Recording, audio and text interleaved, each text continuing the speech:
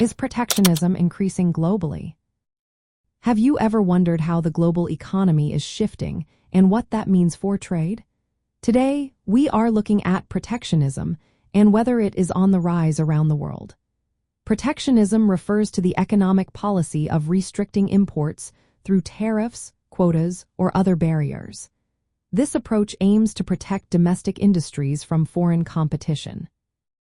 In recent years, protectionism has indeed been increasing globally, and this trend is expected to continue into the year 2025. Several factors are driving this change, and it has significant implications for international trade and economic growth. To understand the current landscape, let's break down some basic concepts. Protectionist measures include tariffs, which are taxes imposed on imports, and non-tariff barriers that restrict trade without direct taxes. While free trade encourages open markets, protectionism seeks to preserve jobs and industries by limiting foreign access. Since the 1990s, global trade has expanded rapidly, thanks to numerous free trade agreements. However, this trend has slowed down and even reversed in some areas. Many countries, including advanced economies like the United States, have adopted more protectionist policies. This includes imposing tariffs on imports and negotiating trade agreements that prioritize domestic workers and industries. Looking ahead to 2025, protectionism is still a significant force in shaping global trade. For instance, the United States has implemented high tariffs on goods from China, reaching up to 145% on certain products. Additionally, tariffs have been levied on allies, such as the European Union, particularly affecting steel, aluminum, and automobiles. These measures have led to retaliatory tariffs and disrupted global supply chains, causing increased costs and delays for businesses. Countries are responding to this protectionist wave by pursuing bilateral and regional trade agreements. These agreements aim to create more predictable and stable trade environments amid rising uncertainty. For example, the United Kingdom and India have finalized a free trade agreement that reduces tariffs on key products and enhances labor mobility. This reflects a strategic effort to balance protectionist pressures with trade facilitation.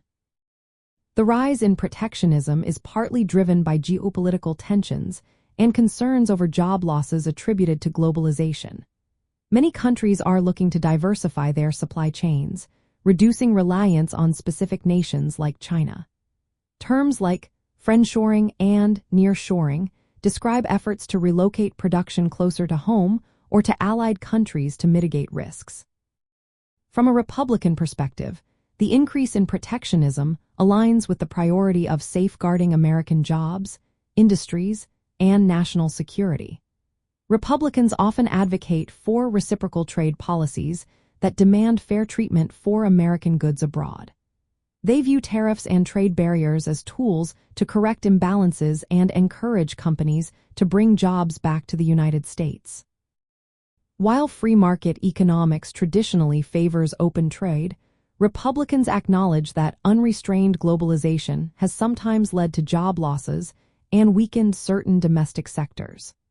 Therefore, a measured increase in protectionism is seen as a necessary adjustment to maintain economic competitiveness and protect American workers.